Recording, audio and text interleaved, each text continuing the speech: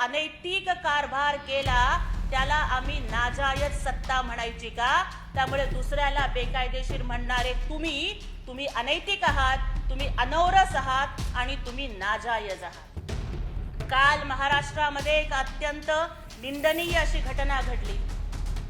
शिवसेनेचं मातृतीर्थ, शिवसैनिकांची मायेची सावली असणाऱ्या आमच्या मासाहेब मीनाताई ठाकरेंच्यावरती एका विकृत मनोवृत्तीच्या माणसानं रंग टाकून त्यांच्या पुतळ्याची विटंबना करण्याचा प्रयत्न केला। पण आज मला प्रश्न विचारायचा आहे की बोरू बहादरगिरी करणाऱ्या, फुकटची फौजदारी करणाऱ्या संजय राऊताला की मग ती विटंबना करण्यामध्ये कुणाचा हात होता, पोलिसांनी कुणाला अटक केली, त्याचं नाव तुम्ही आज सामनामध्ये का नाही छापलं?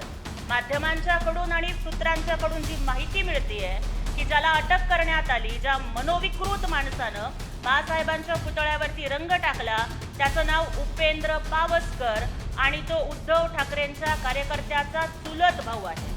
श्रीधर पावसकर हे मातोश्रीवरती सुरक्षा रक्षक म्हणून काम करत होते। श्रीधर पावसकरांचा भाऊ गुणाजी पावसकर, त्यांचा मुलगा हा उपेंद्र पावसकर आहे।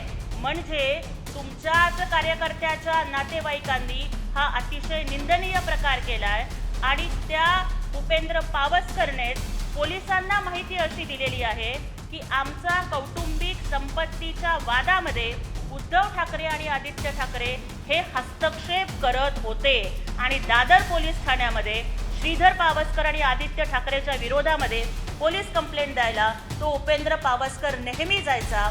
मग हे आम्ही नाही म्हणत आहे, तर हे तो पावसकर सांगतोय, त्यांनी हे पोलिसांना सांगितलंय। मग तो उपेंद्र पावसकर हा मराठी माणूस नव्हता का?